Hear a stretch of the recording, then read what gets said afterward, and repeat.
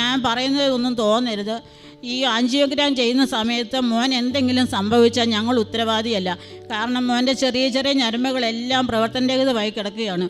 അപ്പോൾ ഈ ആൻജിയോഗ്രാം ചെയ്യുന്ന സമയത്ത് ഏതെങ്കിലും ഒരു ഞരമ്പ് പൊട്ടി ബ്ലീഡിങ് ആയി കഴിഞ്ഞാൽ ഞങ്ങളുടെ കയ്യിൽ നിൽക്കുകയില്ല. മോനെ ഞങ്ങൾക്ക് രക്ഷപ്പെടുത്തി എടുക്കാനും പറ്റില്ല എന്ന് പറഞ്ഞു. അത് കേട്ടപ്പോൾ എനിക്കും ആശുപത്രിയിൽ തന്നെ ഞാൻ പുറത്തെങ്ങനെയോ ഇറങ്ങി. ഞാൻ വലിയ വായിലേ കരഞ്ഞ് ഞാൻ മാതാവിനോട് പറഞ്ഞു, മാതാവേ, എനിക്ക് എൻ്റെ മോൻ മാത്രമേ ഉള്ളൂ, വേറെ ആരുമില്ല, എന്നെ സഹായിക്കണം. എൻ്റെ മോന് എന്തെങ്കിലും സംഭവിച്ചാൽ ഞാൻ പിന്നെ ജീവിച്ചിരിക്കുകയില്ലെന്ന് ഞാൻ പറഞ്ഞു. എൻ്റെ മോനെ ജീവനോടെ അല്ലാതെ ഞാൻ ഈ ഹോസ്പിറ്റലിൽ നിന്ന് കൊണ്ടുപോകില്ല, അങ്ങനെ ഞാൻ ഈ ഹോസ്പിറ്റലിൽ മുന്നിൽ ആത്മഹത്യ ചെയ്യുമെന്ന് ഞാൻ മാതാവിനോട് പറഞ്ഞു. എനിക്ക് എൻ്റെ മോനെ തിരിച്ചു തരണം, മോനില്ലാതെ എനിക്കൊരു ജീവിതമില്ല, അവനില്ലാത്ത ഭൂമി ഞാനും ജീവിച്ചിരിക്കുകയില്ലെന്ന് ഞാൻ മാതാവിനോട് കരഞ്ഞ് വിളിച്ച് പ്രാർത്ഥിച്ചു. അവിടെ മാതാവ് എന്നെ പ്രാർത്ഥന കേട്ടു. ഞാനിങ്ങനെ പ്രാർത്ഥിച്ചുകൊണ്ടിരിക്കുന്ന സമയത്ത് ഫ്രീസറിൽ നമ്മൾ കൈ എങ്ങനെ കൊണ്ട് വെക്കുന്നു അങ്ങനെ എനിക്ക് ഷെയ്ക്കാൻ്റെ തരുന്ന പോലെ എനിക്കൊരു അനുഭവം ഉണ്ടായി എൻ്റെ വലത് കൈയിൽ. അത് കഴിഞ്ഞ് 10 മിനിറ്റ് കഴിച്ചപ്പോൾ ഞങ്ങളെ ഡോക്ടറെ വിളിച്ചു. എൻ്റെ പേര് അംബിക. ഞാൻ കോട്ടയം ജില്ലയിലെ തലനാട് എന്ന സ്ഥലത്തു നിന്നാണ് വരുന്നത്. ഞാനിവിടെ ഉടമ്പടി എടുക്കാനുള്ള കാരണം എൻ്റെ മോന് വേണ്ടിയിട്ടാണ്. നവംബർ 19-ാം തീയതി വന്ന് ഞാൻ ഉടമ്പടി എടുത്തു. എൻ്റെ മോൻ ജന്മനാലെ ഒരു കാശ് പേഷ്യൻ്റാണ്. അതിന് മുമ്പേ എൻ്റെ നാത്തൂൻ വന്ന് ഉടമ്പടി എടുത്തായിരുന്നു. ഒക്ടോബർ 12-ാം തീയതി വന്ന് ഉടമ്പടി എടുത്തു. അത് കഴിഞ്ഞ് മോന് ഇങ്ങനെയൊക്കെ ഇരിക്കുന്ന സമയത്ത് ഉണ്ടായി 6 മാസം പ്രായമായപ്പോൾ മോൻ ന്യൂമോണിയ വന്ന് ഞങ്ങളോട് എക്സ്റേ എടുത്ത് കഴിഞ്ഞപ്പോഴാണ് പറഞ്ഞത് മോന് ഹൃദയത്തിന് ഒരു ഹോളുണ്ട്, പിന്നെ ഹൃദയത്തിലേക്ക് പാസ് ചെയ്യുന്ന ഞരമ്പ് ഒന്നുമില്ല, അതുകൊണ്ടൊക്കെയാണ് മോനിങ്ങനെ ശ്വാസം മുട്ടലും പനിയും ഒക്കെ ഉണ്ടായതെന്ന് പറഞ്ഞു. അങ്ങനെ ഒരു 10 വയസ്സ് വരെ മോൻ ഇന്ന് ശ്വാസം മുട്ടലും പനിയും എല്ലാം ആയിരുന്നു. അത് കഴിഞ്ഞ് 15-20 വയസ്സൊക്കെ ആയപ്പോഴത്തേക്കും ഒരു കുഴപ്പമില്ലാതെ മുന്നോട്ട് പോയിക്കൊണ്ടിരിക്കുകയായിരുന്നു. അത് കഴിഞ്ഞ് പെട്ടെന്നാണ് മോന് ശ്വാസതടസ്സം ഉണ്ടായത്. ഞങ്ങളന്ന് ഈരാറ്റുപേട്ട ഒരു ഹോസ്പിറ്റലിൽ കൊണ്ടുപോയി കാണിച്ചപ്പോൾ ഡോക്ടർ പറഞ്ഞു, മോന് ഓക്സിജൻ താന്നു പോയി, ഒരുപാട് താന്ന് 35 ഉള്ളൂ, അതുകൊണ്ടൊക്കെയാണ് മോനിങ്ങനെ ശ്വാസതടസ്സം ഉണ്ടായത്, നിങ്ങൾ എത്രയും പെട്ടെന്ന് കോട്ടയം മെഡിക്കൽ കോളേജിൽ കൊണ്ടുപോകാൻ പറഞ്ഞു. അങ്ങനെ ഞങ്ങൾ കോട്ടയം മെഡിക്കൽ കോളേജിൽ ചെന്നു പെട്ടെന്ന് ICU കയറ്റിയിട്ടൊന്നും മോന് ഓക്സിജൻ ലെവൽ കയറുന്നില്ലായിരുന്നു. തീർത്തും അങ്ങ് അവശതയായി പോയായിരുന്നു എൻ്റെ മോന്. അത് കഴിഞ്ഞ് അങ്ങനെ ഞാൻ മോൻ ICU കിടക്കുന്ന സമയത്ത് അവിടുത്തെ ഒരു സിസ്റ്റർ എനിക്ക് ഈ അമ്മമാതാവിൻ്റെ പേപ്പർ എനിക്ക് തന്നു. ചേച്ചി, മോൻ ICU കിടക്കുകയല്ലേ, ചേച്ചി ഇത് കൊണ്ടുവച്ച് പ്രാർത്ഥിച്ച് കഴിയുമ്പോൾ മോന് സൗഖ്യം ഉണ്ടാകുമെന്ന് പറഞ്ഞു. അങ്ങനെ ഞാൻ റൂമിൽ പോയിരുന്ന പത്രം കൊണ്ടുവച്ച് മാതാവിനോട് കരഞ്ഞ് വിളിച്ച് അപേക്ഷിച്ചു, മാതാവേ, എനിക്ക് എൻ്റെ മോൻ മാത്രമേ ഉള്ളൂ, അവനെ എനിക്ക് തിരിച്ചു തരണം, അവനില്ലാതെ എനിക്കൊരു ജീവിതമില്ലാന്ന് ഞാൻ മാതാവിനോട് കരഞ്ഞ് വിളിച്ച് പ്രാർത്ഥിച്ചു. അത് കഴിഞ്ഞ് കുറച്ച് ദിവസം കഴിഞ്ഞപ്പോഴത്തേക്കും മോൻ ഒരുമാതിരിയൊക്കെ നോർമലായി. എങ്കിലും ഓക്സിജൻ മാസ്ക് മാറാൻ പറ്റത്തില്ലായിരുന്നു. ഒരു 5 മിനിറ്റ് പോലും ഓക്സിജൻ മാസ്ക് ഇല്ലാതെ എൻ്റെ മോന് ശ്വസിക്കാൻ പറ്റത്തില്ലായിരുന്നു. സ്വയം ശ്വസിക്കാനുള്ള ശേഷി എൻ്റെ മോന് പോയായിരുന്നു. വാൽവ് മൊത്തം ചുരുങ്ങിപ്പോയിട്ട് മോൻ ആകെപ്പാടെ ഒരു വല്ലാത്ത ഒരു അവസ്ഥയിലായിരുന്നു. അങ്ങനെ ഞങ്ങൾ ഒരാഴ്ച അവിടെ കിടന്ന്, ഒരാഴ്ച കഴിഞ്ഞപ്പോൾ ഡിസ്ചാർജ് ചെയ്ത് പോകുന്ന സമയത്ത് ഞാൻ ഡോക്ടറോട് ചോദിച്ചു, ഡോക്ടറെ, എൻ്റെ മോൻ അവസ്ഥ ഇനി എങ്ങനെയാണ്? അപ്പോൾ ഡോക്ടർ എന്നോട് പറഞ്ഞു, ഇനി മോൻ എത്ര കാലം ജീവിച്ചിരിക്കുന്നു അത്രയും കാലം ഓക്സിജൻ മാസ്ക് വെച്ചോണ്ട് വേണം കിടക്കാൻ. അത് കേട്ടപ്പോൾ ഞങ്ങൾക്ക് ഭയങ്കര വിഷമമായി പോയി. 26 വയസ്സേ ഉള്ളൂ എൻ്റെ മോന്. അത്രയും എൻ്റെ മോൻ ഇപ്പോഴേ ഓക്സിജൻ മാസ്ക് വെച്ചുകൊണ്ട് എത്ര നാൾ കിടക്കുമെന്നൊക്കെ ഓർത്ത് ഞങ്ങൾക്ക് ആകെപ്പാടെ എൻ്റെ കരഞ്ഞു വിളിച്ചുള്ള സമയങ്ങളായിരുന്നു എനിക്കങ്ങ്. അപ്പം ഞങ്ങളെല്ലാവരും ഇങ്ങനെ പറഞ്ഞു, നമുക്ക് എവിടെയെങ്കിലും പ്രൈവറ്റ് ആശുപത്രി കൊണ്ടുപോകുക, എത്ര പണമായാലും വേണ്ടിയാലും നമുക്ക് എങ്ങനെയാലുമൊക്കെ പൈസ ഉണ്ടാക്കാം എന്ന് പറഞ്ഞ് അങ്ങനെ ഞങ്ങൾ പലരോടും അന്വേഷിച്ച് എവിടെയാണ് നല്ലൊരു ഹോസ്പിറ്റലുള്ളത്. അപ്പം ഞങ്ങൾ എൻ്റെ അനിയത്തിയുടെ കമ്പനിയിലെ ബോസാണ് പറഞ്ഞത്, ഇങ്ങനെ ആസ്ട്രോ മെഡിസിറ്റി എന്ന് പറഞ്ഞ് എറണാകുളത്ത് ഒരു ഹോസ്പിറ്റലുണ്ട്, അവിടെ നമുക്കൊന്ന് കൊണ്ടുപോയി കാണിക്കാം, ഡോക്ടർ എന്താ പറയുന്നതെന്ന് അറിയാമല്ലോ എന്ന്. അങ്ങനെ ഞങ്ങൾ അവിടെ പോയി. ഞാൻ പോയില്ല, എൻ്റെ മോന് വയ്യാതെ കിടന്നുകൊണ്ട് ഞാൻ പോയില്ല. എൻ്റെ അനിയത്തിയും ആങ്ങളെയും കൂടെ പോയി ഡോക്ടറെ പോയി കണ്ടു. മാതാവിൻ്റെ അനുഗ്രഹം എന്ന് പറയട്ടെ, എൻ്റെ മോനെ 12ാമത്തെ വയസ്സിൽ അമൃത ഹോസ്പിറ്റലിൽ നോക്കിയ ഡോക്ടർ തന്നെ അന്നത്തെ ദിവസം അവിടെ ചാർജ് എടുത്തു. ഞങ്ങളൊക്കെ മാതാവിൻ്റെ അനുഗ്രഹം അവിടെ ഉണ്ടായി. അങ്ങനെ ആ ഡോക്ടറെ പോയി കണ്ട് ഡോക്ടർ എൻ്റെ കൊച്ചിൻ്റെ സർട്ടിഫിക്കറ്റെല്ലാം നോക്കിയപ്പോൾ ഡോക്ടർ പറഞ്ഞു, ഇത് ഭയങ്കര കൂടുതലായല്ലോ, നിങ്ങൾ എന്തുകൊണ്ട് മോനെ നേരത്തെ സർജറി ചെയ്തില്ല എന്ന് ചോദിച്ചു. അപ്പം ഞങ്ങൾ പറഞ്ഞു, ഞങ്ങൾക്ക് സാമ്പത്തികമായ ബുദ്ധിമുട്ടിലായിരുന്നു സാറേ, ഞങ്ങൾക്ക് ആരും സഹായിക്കാനൊന്നുമില്ല, ഞങ്ങൾ തീരെ പാവങ്ങളാണ്, ഞാനൊരു വീട്ടിൽ ജോലിക്ക് പോയാണ് എൻ്റെ കൊച്ചിനെ വളർത്തുന്നത്, എനിക്ക് ഹസ്ബൻഡ് ഇല്ല. അങ്ങനെ ഞാനിങ്ങനെ നടന്നു. അങ്ങനെ ഡോക്ടർ പറഞ്ഞു, ഒരു കാര്യം ചെയ്യ്, നമുക്കൊന്ന് നോക്കാം, ഞാൻ പല ഡോക്ടർമാരുമായിട്ടൊന്ന് ഡിസ്കസ് ചെയ്യട്ടെ, എന്നിട്ട് ഞങ്ങൾ പറയാമെന്ന് പറഞ്ഞു.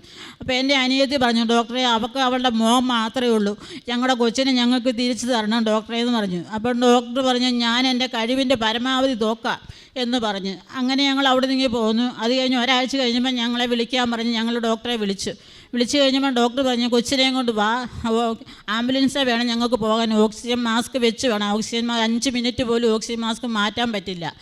അങ്ങനെ ഞങ്ങൾ കൊച്ചിനെ കൊണ്ട് പോയി ഒരു ദിവസം അവിടെ അഡ്മിറ്റായി ഞങ്ങൾ എക്കോയെ എടുത്ത് സ്കാൻ ചെയ്ത് കഴിഞ്ഞപ്പോഴാണ് മനസ്സിലാവുന്നത് കൊച്ചിന് ഹൃദയത്തിലേക്കുള്ള ചെറിയ ചെറിയ ഞരമ്പുകളെല്ലാം പ്രവർത്തനരഹിതമായി പോയി.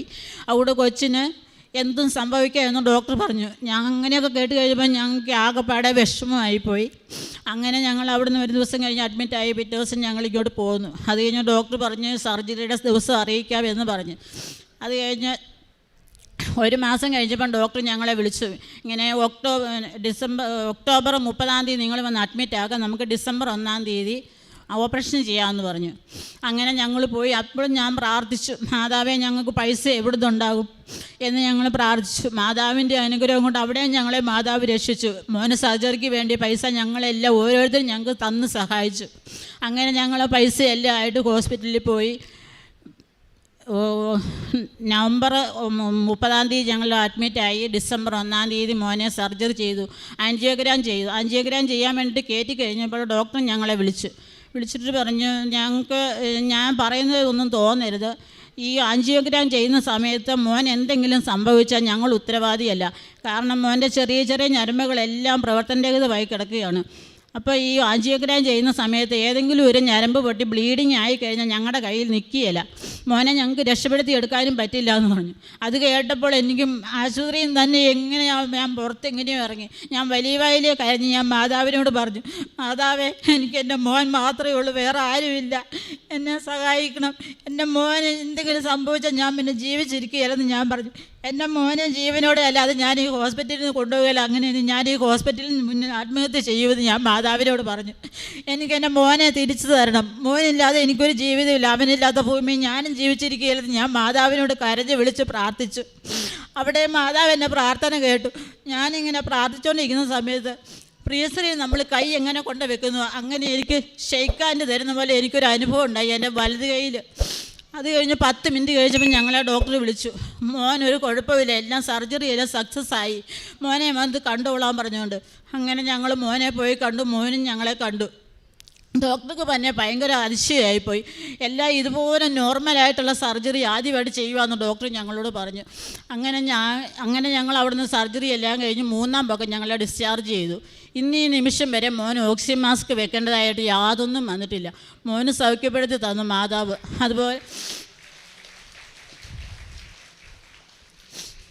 അതുപോലെ ഞങ്ങൾക്ക് ഒരുപാട് അനുഭവങ്ങളുണ്ടായി മാതാവിന്. പിന്നെ ഞങ്ങളെ ഒരു കൂട്ടുകാരത്തെ നിമിത്തമാണ് ഞങ്ങളിവിടെ വരുന്നത് തന്നെ. അങ്ങനെ ഞങ്ങളെ പിന്നെ അതിന് മുന്നേ ഒരു ദിവസം ഞങ്ങൾ ഈ സർജറിക്ക് മുന്നേ ഒരു ദിവസം ഞാനും എൻ്റെ മോനും തനിച്ചേ വീട്ടിലുണ്ടായിരുന്നുള്ളൂ. അപ്പോൾ ഞാൻ മുറ്റത്തുനിന്ന് കയറി വരുമ്പം ഒരു നിഴൽ രൂപം ഇറങ്ങിപ്പോകുന്നു എൻ്റെ കുഞ്ഞിൻ്റെ മുറിയുടെ ഭാഗത്ത്. അപ്പോൾ ഈ ചാര നിറത്തിലുള്ള ഉടുപ്പ് മാത്രമേ ഞാൻ കണ്ടുള്ളൂ, ആളെ കണ്ടില്ല.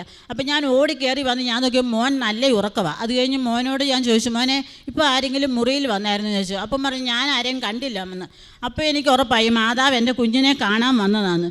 അത് കഴിഞ്ഞ് പിന്നെ ഒരു ദിവസം മോനെ കണ്ടു. ഞങ്ങളുടെ മുറ്റത്തോടെ മെഴുകുതിരിയും കത്തിച്ചുകൊണ്ട് ഒരു 10-11 മണി രാത്രിയായപ്പം അന്നും മോൻ പറഞ്ഞു, ആരാണ് നമ്മുടെ മുറ്റത്തോടെ വന്നമ്മേ മെഴുകുതിരിയും കത്തിച്ചുകൊണ്ട് പോകുന്നത് ഞാൻ കണ്ടെന്ന്.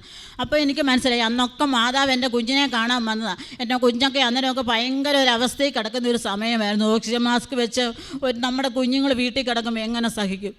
അതെല്ലാം ഞാൻ തരണം ചെയ്ത് എൻ്റെ മോനിപ്പോൾ സുഖമായിട്ട് ഇവിടെ വന്നു. അന്ന് ഞാൻ മാതാവിനോട് പറഞ്ഞു, മാതാവ് എൻ്റെ മോനെയും കൊണ്ട് ഞാനിവിടെ വന്ന് സാക്ഷ്യം പറയുകയുള്ളൂ, അതിനുള്ള അവസരം മാതാവ് എനിക്ക് തരണമെന്ന് പറഞ്ഞു. അങ്ങനെയാണ് ഞാനിവിടെ സാക്ഷ്യം പറയാൻ വന്നത്. ഇന്ന് എൻ്റെ മോൻ ഒരു കുഴപ്പമില്ല, ഇനിയും ഒരു സർജറിയും കൂടെ ഉണ്ട്, അത് 75% കുഴപ്പമില്ല എന്നാണ് ഡോക്ടർ പറഞ്ഞത്. അതും എൻ്റെ മാതാവ് സർജറി ഇല്ലാതെ മാറ്റി തരുമെന്ന് ഞാൻ വിശ്വസിക്കുന്നു. അങ്ങനെ ഞാൻ 6 നിയോഗങ്ങളിൽ വെച്ചത് ഒരു കാര്യം മാതാവ് എനിക്ക് 2 കാര്യം സാധിച്ചു. എൻ്റെ കൂടപ്പറപ്പുകളുടെ സാമ്പത്തിക ബുദ്ധിമുട്ടുകൾ എല്ലാം മാറ്റി കൊടുക്കണമെന്ന് ഞാൻ പറഞ്ഞായിരുന്നു. ഞങ്ങൾ തീർത്തും താഴ്ന്ന കുടുംബത്തിൽ ഒരുപാട് സാമ്പത്തിക ബുദ്ധിമുട്ടുകൾ എല്ലാവർക്കും അതുമെല്ലാം ഒരുമാതിരി മാതാവ് മാറ്റി തന്നു. അങ്ങനെ ഒരുപാട് ചെറിയ അനുഭവങ്ങളൊക്കെ ഉണ്ടായി. പിന്നെ ഹോസ്പിറ്റലിൽ മോനെ സർജറി ചെയ്ത് കിടന്ന സമയത്ത് മോന് യൂറിൻ പോകാതെ ഭയങ്കര ബുദ്ധിമുട്ടൊക്കെ ആയിരുന്നു. അപ്പം ഞാൻ മാതാവിൻ്റെ തൈലവും കൊണ്ടുപോയി കാശുരൂപം വെച്ച് പ്രാർത്ഥിച്ച് മോന് യൂറിനൊക്കെ പോയി. അതുപോലെ ചങ്കിന് വേദന ഉണ്ടായി. അപ്പോഴും എല്ലാം ഞാൻ ഈ മാതാവിൻ്റെ രൂപം ഈ തൈലവും കൊണ്ടുപോയി പ്രാർത്ഥിക്കുകയും ഒക്കെ ചെയ്തതിൻ്റെ ഫലമായി മോൻ ഇന്ന് വരെ ഒരു കുഴപ്പമില്ല. അത് കഴിഞ്ഞാൽ പിന്നെ ഞാൻ പ്രാർത്ഥനയൊക്കെ എന്നും മുടങ്ങാതെ ചെയ്യുന്നുണ്ട്. അത് കഴിഞ്ഞാൽ പിന്നെ ഇന്ന് മോൻ ഒരു കുഴപ്പവും സംഭവിച്ചിട്ടില്ല. മാതാവിനും യേശുവിനും അവരുടെ 100,000 നന്ദി പറയുന്നു. യേശുവേ സ്തുതി, യേശുവേ സ്തോത്രം.